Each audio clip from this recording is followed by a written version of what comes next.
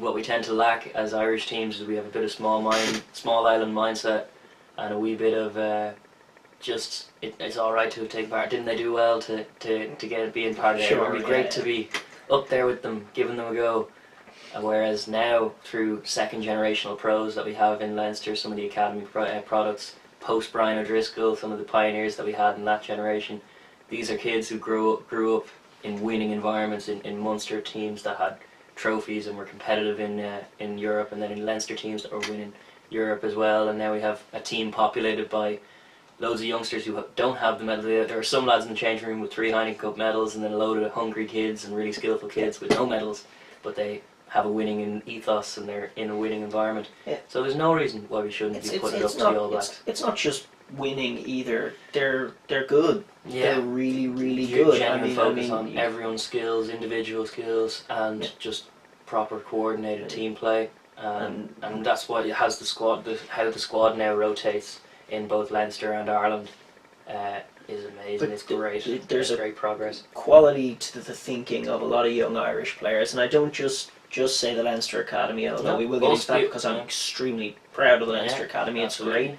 But in Connacht and in Ulster and even now sort of in Munster, there's an understanding of the game at a more rudimentary level. It is not just pride. It is not just skill. It's those buzzwords that RT are still throwing out there.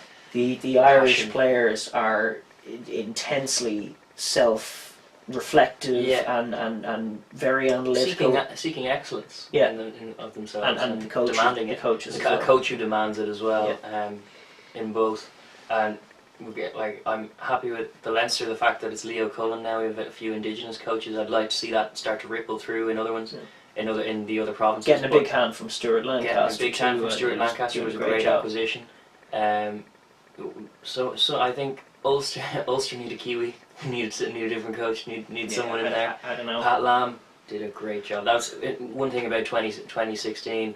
Pat Lam's influence on Irish rugby and his bringing Connacht into the fold in terms of being competitive and giving them their own identity as well in terms of the rugby they play and the way they want to play, because they never really knew that as a team. They were kind of a feeder place for a few academies. Sort of discount Munster was the Connacht of old, try and grind out a result. And it worked sometimes in the rain in the sports grounds, but kind of Pat Lam definitely has succeeded in broadening the vistas in terms of their vision of the game, and now the sports grounds see some great tries and great running rugby, and sure, they have the results now. They beat Toulouse the other side of Christmas, and chance to do it again this week. But chance to do it again this week. Come on, Connacht.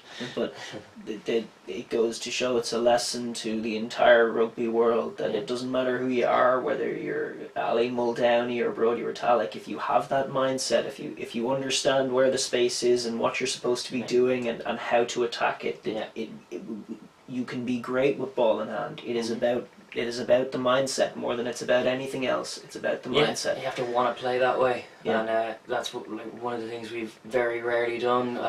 One of the bad habits that has stuck with Irish rugby for a while is like when we get a bit ahead, the notion of up the jumper, which is one of my least favourite terms that we use. The up the jumper, it's a way of talking. It's just not nuanced enough. It doesn't emphasise attacking space. It emphasises attacking jerseys and attacking in tight.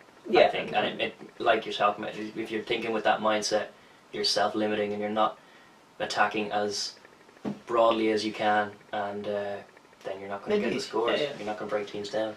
Certainly not in the professional era where defensive systems have come on leaps and bounds in the last 5 years. True. And are now thoroughly excellent. Like, to be honest, I think in the off the back of the World Cup.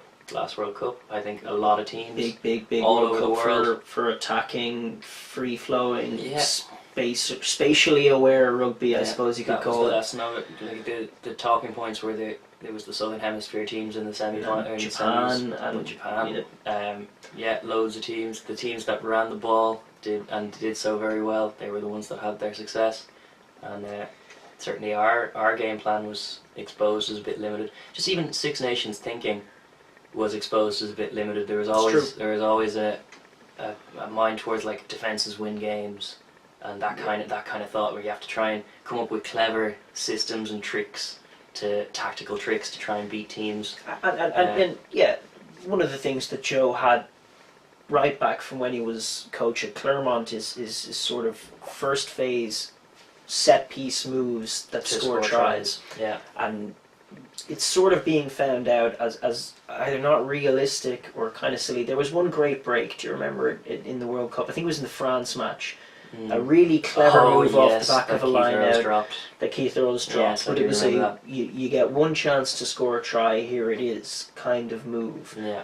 But if that doesn't work, that's that move gone then. But that's not how the best teams in the world think of attacking. The multi-phase. Yeah, they think the whole game revolves about creating space, and then when they see space, attacking space and knowing what to do when you find space. Yeah. And it's very simple stuff. It's the stuff that you teach 12-year-olds and stuff, like in the wide channels, if it's 3-on-2, fix, pass, pass.